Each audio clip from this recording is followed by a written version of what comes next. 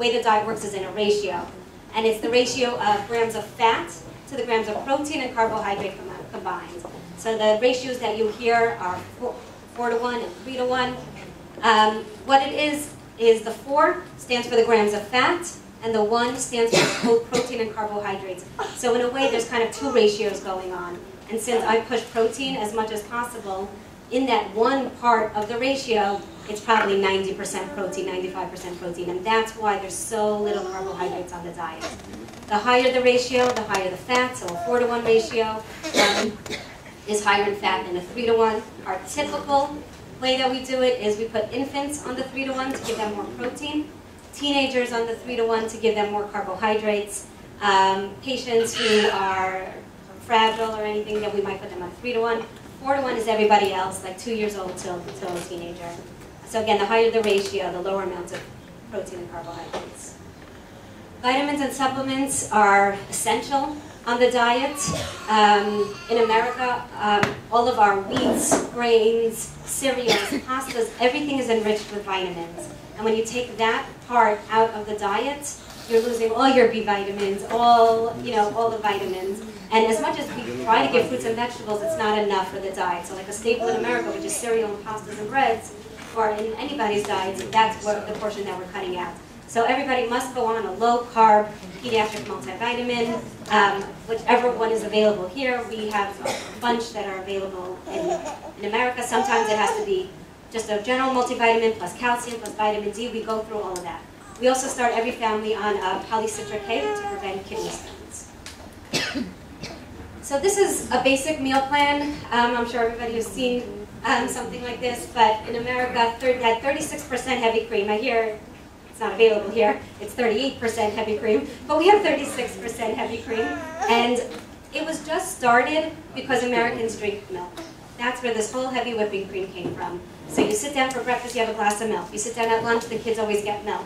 So to replace the milk, they started, heavy whipping cream was started. But it's not essential to the diet. So I know a lot of parents, especially if you have to mix meat and milk together, or if there's any, or they just don't like milk, because if you're not brought up drinking milk, you don't like milk. So you don't have to have the heavy whipping cream, but you do have to have the fat. So that means that you then have to have butter, mayo, and oil, or more of that. So it's just, a lot of times we have families who their children just don't like drinking milk. So again, it's not essential to the ketogenic diet. You must have heavy whipping cream, but most of our kids do drink it. So a typical diet, a typical meal is heavy cream, chicken, broccoli, fat. That fat could be butter, that fat could be mayo, it could be a chicken salad, it could be melted butter on top of the broccoli. Many different ways that the parents can prepare this, and then with some lettuce. So more pictures of foods, of American foods. Those are our bagels on the top left. It's very similar to our keto cookies, which is just like a meringue, but one has sweets. One is sweetened, one isn't. That's our keto donut and our muffins. We do eat other things in America, but pizza. So the pizza with the candle is actually his birthday cake.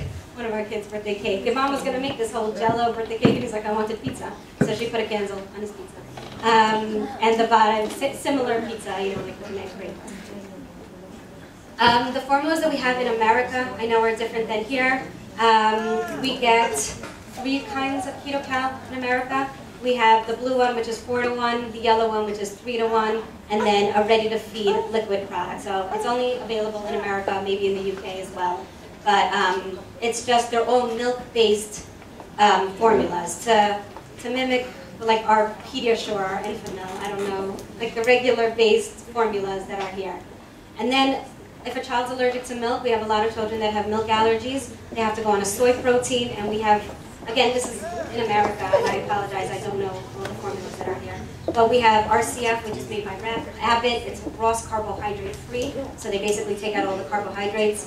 And then we have something also from SHS Nutrition, which is called Complete Amino Acid Mix. Because we have a lot of children who have multiple food allergies that can't go on milk and can't go on soy, and they need to go on a totally different formula. And then we add microlipid, which is a fat, and polyphos, which is a carbohydrate, and combine it all. So we generally see every patient every 3 months. If they're a little baby, then we'll see them back within the first month after starting the diet, but generally every 3 months that first year. At each visit, we get the same blood work that we had done beforehand. Very crucial that the patient fasts, because we could see very high numbers that don't make sense if it's not a flat fasting blood level. And we usually don't change anything else in that first month. But what we do encourage is emails, some phone calls, and just close contact with me. If it's a little baby, I want weekly weights. I want the parent to get on the scale with the baby so I could make sure that the calories are okay. And just, I mean, when the diet first starts, it's a lot of questions, and we expect that, and we want those emails. And we take care of all the neurology aspect of that. All right. Promise we will finish it. So you heard about sort of the basic ketogenic diet. What's changed now as well is that in 2012, we actually have several different options that we choose from. And we will sometimes think about the child and say, you know, the classic ketogenic diet may not make the most sense based on their situation. So there are 3 other diets. One has been around for actually about 30 years called the MCT diet, or medium chain triglyceride diet, which allows a little bit more of this very ketogenic oil, and therefore you can get a little more carbohydrates in. That's used often in the UK. The low glycemic index treatment really focuses on the glycemic index of the carbohydrates that are eaten. Still is a relatively high-fat diet, and that's done in Boston. And then something we envisioned in 2002 at Hopkins called the modified Atkins diet, which is what the subject of this article was written about. And so I'm going to talk about that latter diet now. So the modified Atkins diet, or MAD as sometimes parents call it, has been around now since 2002. And if you look at the ketogenic diet on the left and the standard diet on the right, in terms of proportions of fat, carbohydrate, and protein, it's kind of halfway in between. It sort of mimics, when you look at what parents do, about a 1.5 to 1 ratio. This is, however, done as an outpatient, so we teach families how to do this in the clinic without an admission. There's no fasting period for this. We don't restrict calories. There's really no measuring of calories on this diet. We tell families to measure carbohydrates. So we say for young children, 10 grams of carbs per day. For teenagers, about 15. And for adults, 20 grams of carbs per day. And then the rest should be encouraging high-fat foods. We don't do this in the hospital, but we do it in the clinic. And then children go off and do this on their own. So it does take a very sort of creative family. There's very little sort of direct guidance on the modified Atkins diet. It takes me about an hour to teach a family how to do this in the clinic. We can do it sometimes urgently. We've had some children where they don't want to wait, or we don't think they should wait the 2 months approximately that it takes to start them on the ketogenic diet. We'll do this in clinic. The parents can do the diet. The Atkins diet is well known in America. So the parents can do it along with their child. And then there are many products still available in stores. The fad comes and goes with the Atkins diet, but there are some candy bars and shakes that can be allowed for some of the children on the diet, and there's getting much better for the ketogenic diet too, but opens up some other avenues for them. The modified Atkins diet has been around now for almost 10 years. There have been 26 publications from our center, but also from all over Europe and especially Asia, where they're extremely interested in this as an idea and a concept. And if you look at the outcomes, we didn't really talk about this yet tonight, but about half of all the children we take care of will respond. And when you look at the Atkins diet, it's a little bit less, but relatively similar. About 40% will respond to the modified Atkins diet. If you look at the seizure-free rate, it's about 1 in 10, which is identical to what we see on the ketogenic diet, which is about 1 in 10 becoming seizure-free. So I'm going to tell you a little bit where maybe the modified Atkins diet may be heading. This is a child that I was able to help, a boy named Emilio. Emilio, I was contacted by his local neurologist to see if I thought the ketogenic diet was a reasonable option for him. He was at the time 2 years old. He had Lennox-Gastaut syndrome. He was on 3 medications which the parents had very significant difficulty affording. And he was having about 30-40 seizures per day. And so the neurologist said, "What do you think about trying a ketogenic diet?" And I said, "Absolutely, makes a lot of sense. Why don't you go ahead and do it?" He says, "Well, I've got one little problem. The problem is he lives in a rural village in Honduras. No dietitian, no way to get lab work, really no way to get a gram scale and weigh and measure foods." So we kind of brainstormed together and said, maybe if you translate some of our modified Atkins diet materials into Spanish, you might be able, I know you don't have a dietitian, but you as a neurologist could perhaps, in this situation, try to teach this family how to do it. And so Emilio went on the diet. He's actually been on modified Atkins now about 4 years. He's now down to 1 medication. He's down to about 2 seizures per day from about 30. And what's probably the key for all these developing countries is who's doing the teaching. So his mother. Okay, so now his mother is teaching other mothers in Honduras how to do this. And really, the neurologist is kind of out of the picture now. It's kind of funny. This is another case. This was actually also started by a mother. This was a boy, he's actually an American citizen who was living in northern China, had intractable seizures, was still having them. His mother, on her own, decided to try the Atkins diet, which we don't recommend, but she was in a very difficult situation and read about it, contacted me, and sort of, again, by email, we were able to get this child started, and then the pediatrician actually kind of stepped up, not the neurologist, to help this family along with the diet. He's done very well, and he's actually now off the modified Atkins diet. And again, he lives, this was taken in Mongolia, this photograph. And this is actually his mother, who is in the middle writing a book. She's actually in the process of writing a book about the modified Atkins diet and ketogenic diet. And that's her with 2 now willing Chinese neurologists who are now converted to her cause, trying to help get diets in China. So who do we use the diet for? Everybody? Nobody? Well, if you asked us maybe 10, 20 years ago, the answer was, give it a try. We really don't know who the diet works for. All kinds of seizure types, as you can see here on this graph, are kind of almost superimposed, whether you're in the greater than 90% reduction, 50 to 90% reduction, or less than 50% reduction. It kind of almost looks like you could superimpose these, that almost everybody is likely to respond. And back in 1998, this is what I was taught, what Zahava was taught, that just try it and see what happens.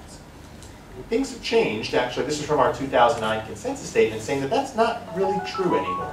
That there really are situations that we know the diet is exceptionally good for. And perhaps some evidence would say better than medications for these specific problems. So some of these are listed here. This was in table 1 of our consensus statement. Really, this was a table guided for neurologists to say, if you have a child with these conditions, GLUT1 deficiency, myoclonic astatic epilepsy or DOSA syndrome, tuberous sclerosis, really think about the diet quicker. And maybe don't wait until 4 or 5 drugs fail. The evidence is so good for the diet in that situation, you should be thinking about it. And so one of these conditions that we're particularly excited about is infantile spasms. This is, just like infants, one of the fastest growing subpopulations at Hopkins that we're seeing are children predominantly with intractable infantile spasms. This is some of the literature that's out there today.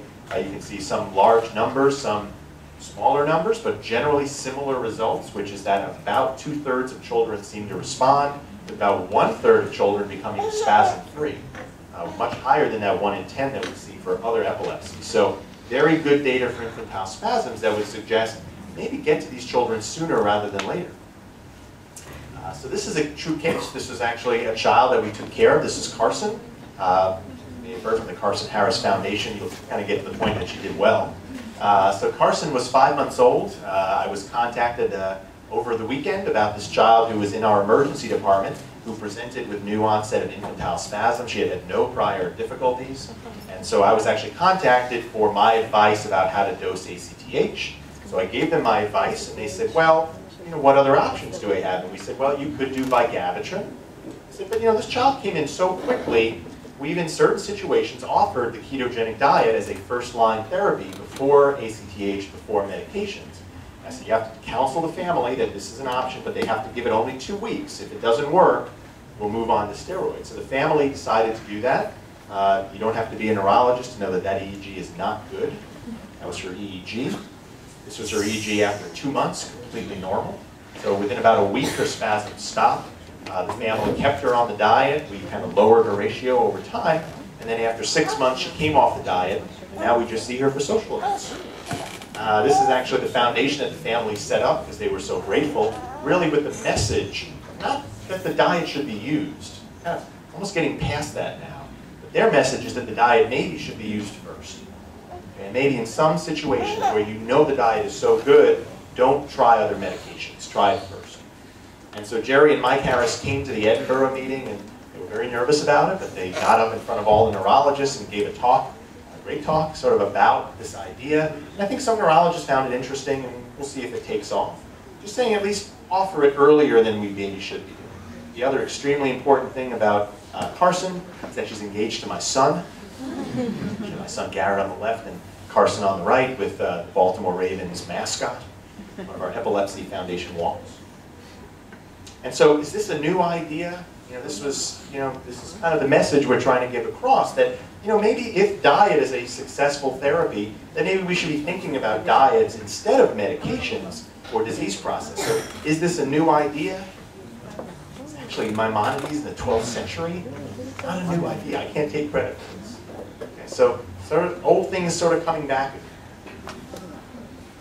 Other things that are really exciting in the world of trying to find out who should go on the diet. We were approached several years ago by a researcher who felt that children with epilepsy preferred fat. Sometimes at parent meetings, parents will tell me, my child prefers fat, should I go on the ketogenic diet? We said that's a wonderful thing, but it's irrelevant. That's great, they'll probably do well on the diet, but it has nothing to do with their epilepsy. And so this researcher said, you know what, I don't think you're right. And so she actually proved it to us with a food preference study where we actually forced children to choose between two items, either a high-fat food or a high-carbohydrate food. We found that children with epilepsy tended to prefer the high-fat foods, as you can see on the on the right, they preferred butter in this graph versus the controls, children without epilepsy. They kind of went for almost anything, if anything, more of the candy and carbohydrates. So we're now studying to see, does this then relate to how they do on the diet? We don't know the answer to that. At least some evidence would suggest that maybe your brain is telling you something as a child, that maybe those children do prefer fats. And most of the time the parents were not correct in their predictions. They were shocked to see their children eating the butter. As well, sort of one thing that's very exciting now, and I think what's changing in the United States, is the idea of using these diets for adults. And so obviously this is a group here of all parents, but one of the fastest growing groups are now adults. This is from our Adult Epilepsy Diet Center at Hopkins' webpage. This is actually, there's me on the right, this is our Adult Epilepsy Diet Center. Dr. Cervenka there, second from the left, is the adult neurologist who runs our adult center. And for probably every child that we see at Hopkins, there's probably now 2 adults starting the diet. True. Very rapidly growing. This is actually Dr. Cervenka teaching families. These are all adults about to start the modified Atkins diet, which is what we do at Hopkins. And so we do this in a teaching session, again, a group session. Very appreciative, very interested adults. In the first year, so far it's actually been about 2 years now, but our first year data, most of these patients were patients who were starting the modified Atkins diet, but some were children who became adults, but were still on the ketogenic diet and needed someone to take care of them. When we looked at our response rates, about half of half of the adults have responded very well. So sort of an exciting idea. This was a photograph from the American Epilepsy Society where Mackenzie Cervenka kind of drew a crowd of people very interested in this idea of using the diets for adults. Okay, now we're going to talk a little bit more about sort of ketogenic diet and sort of where we're going for side effects.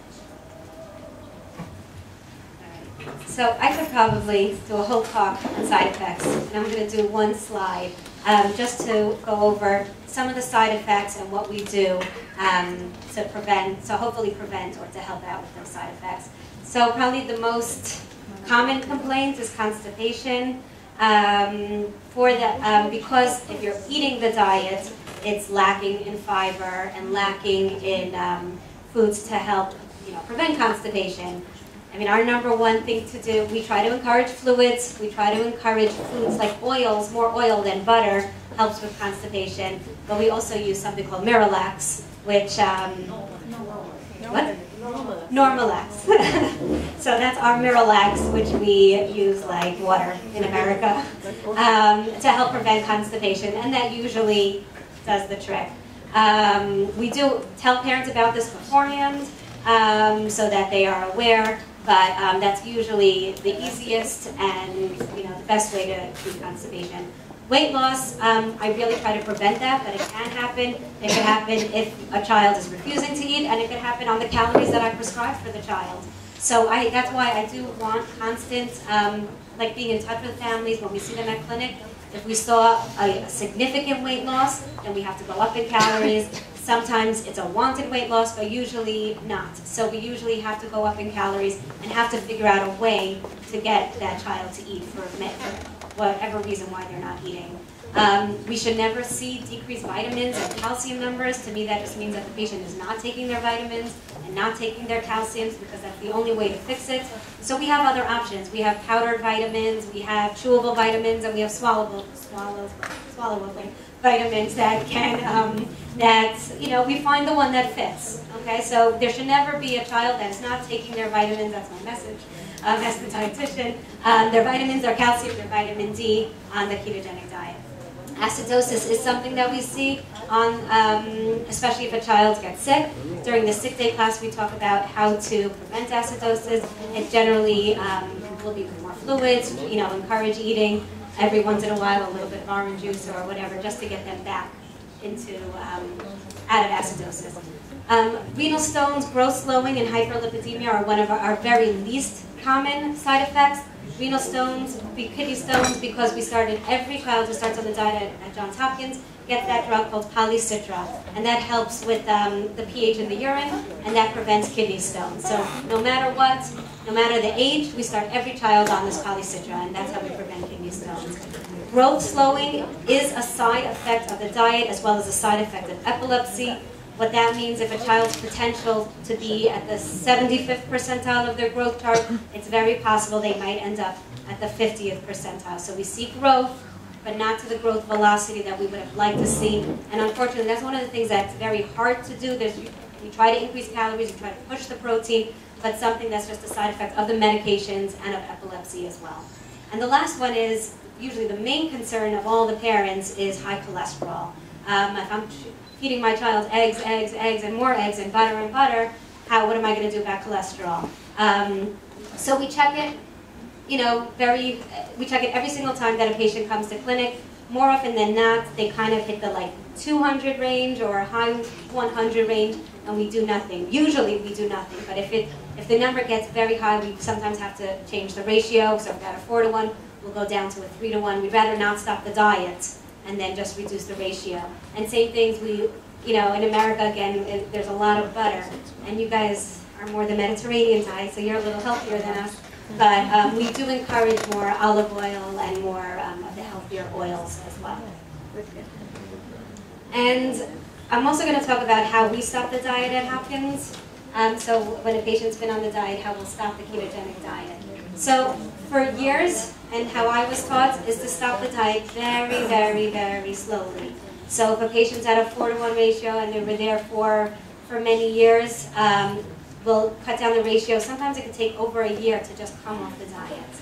And the first study that talks about coming off the diet was in 1930. You never want to change anything suddenly, and you never want to just break the diet by giving the child candy. Then in 1994, that's kind of what I was taught.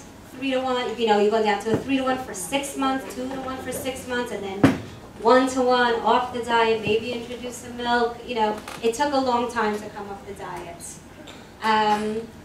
But the consensus in the paper, to do it over every 2 to 3 months. So, half that time, that was in Dr. Freeman's paper.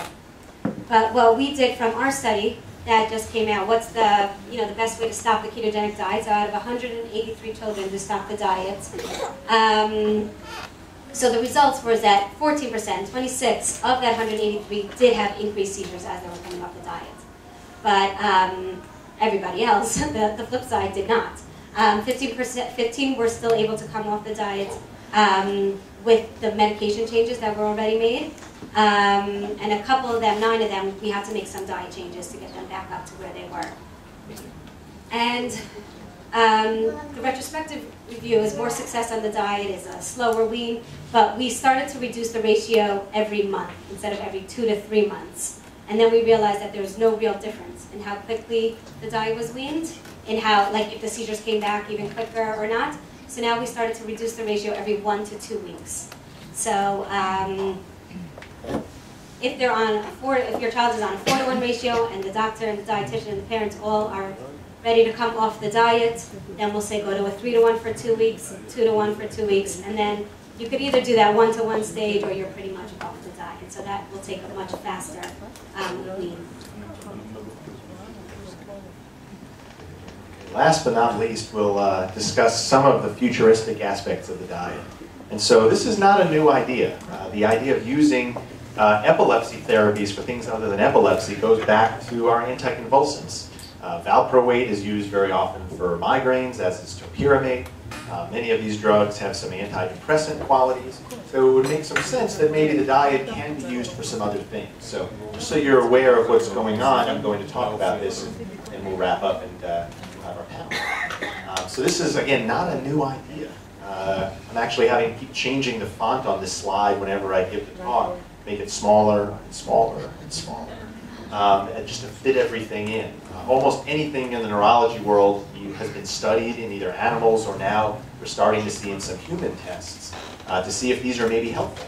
I'm only going to talk about two tonight, and just very briefly. The two that have come the furthest along are brain tumors and Alzheimer's disease, something hopefully no one here has to worry about. So this actually made some of the press and some of the headlines this was from the Washington Post in 2005, that maybe there was a milkshake for Alzheimer's disease. And this was based on some animal studies that showed that some of the amyloid beta plaques, you can see the amyloid beta 40 and 42, in red on the ketogenic diet were lower than mice fed a standard diet. So very interesting early data that would suggest it could be helpful. And now flash forward to 2012, there's a product available in the United States in stores called Axona, which is a powdered form of MCT oil that can be given. It is FDA approved by the government for Alzheimer's disease. And actually at the American Academy of Neurology, this company is there selling their product. So here is one of those non-epilepsy uses that is here maybe to stay. How well it will be used, how often it will be used, we don't know. It's relatively new. But showing that people are, again, looking at the diets for other things. Brain tumors, I'll sort of skip ahead, have also made the press a little bit. Almost. Time magazine picked up on that maybe there's some evidence that ketogenic diet can help brain tumors. This was from a study out of Germany showing that in at least these 16 patients with very severe, intractable grade 4 brain tumors, a large number of them, you can see SD, had stable disease, and that there may be something about the brain tumor, that the brain tumor cannot metabolize glucose, and so it'll die if you give it the ketogenic diet, whereas the rest of the brain obviously can survive. So some very interesting evidence would suggest brain tumors can be affected by the ketogenic diet negatively, which is a good way. And we'll have time for questions, I think, after our panel. I think it's an exciting time for myself, for Zahava, anybody in the ketogenic diet field. There's lots of exciting research going on. We're starting to use it all over the world, making it easier, making it safer, and not necessarily waiting until the end. People are really excited as well about adults and things other than epilepsy. If you want more information, this is a great book. Right? Zahava wrote it. I think they're actually new copies, right? That will be available. This is from the Carson Harris Foundation website, a very good website with videos. Somebody's got it. I'll pay you later. This is from the Carson Harris Foundation, a very good website with good information about the diet. Another really good one that I tell most of my families, even those who are not on the ketogenic diet, is epilepsy.com. People see this website. Great information there. So we have a ketogenic diet news page on the epilepsy.com website. I think this movie is still good to watch. It's, it's Hollywood, it's dramatic, but I think it does give you a little sense of sort of what the diet is like. If you're really, really interested and want to hear 3 days worth of the ketogenic diet, not 1 hour, come to Chicago in September. You can hear from a doctor named Gary Taubes about low-carb diets, and Meryl Streep will be there on Friday night. Very exciting. I've been assigned to be her bodyguard, so I'm very excited too. This is our ketogenic diet center. You met Zahava and myself, but it's a large team of neurologists, but as well dietitians, pharmacists, and parents that get together. They really make the diet a success. It's not just one person. And of course, I'd like to thank Oliver. That's when Oliver came to visit me. This is one of my patients holding for mayonnaise. He was a very good person to visit. It did not destroy my office. Very good. This is actually Oliver with actually Dr. Hartman, one of my partner's patients, children, and as well my kids as well. And there's Oliver over there. So, thank you very much, and we'll stay here for the panel.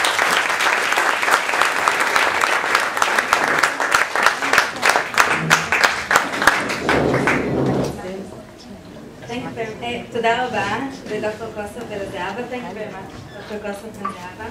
אני רוצה עכשיו להזמין את יוסי אונטרמן, יושב ראש אגודת אייל, לספר לכם קצת על פעילות המשפחות.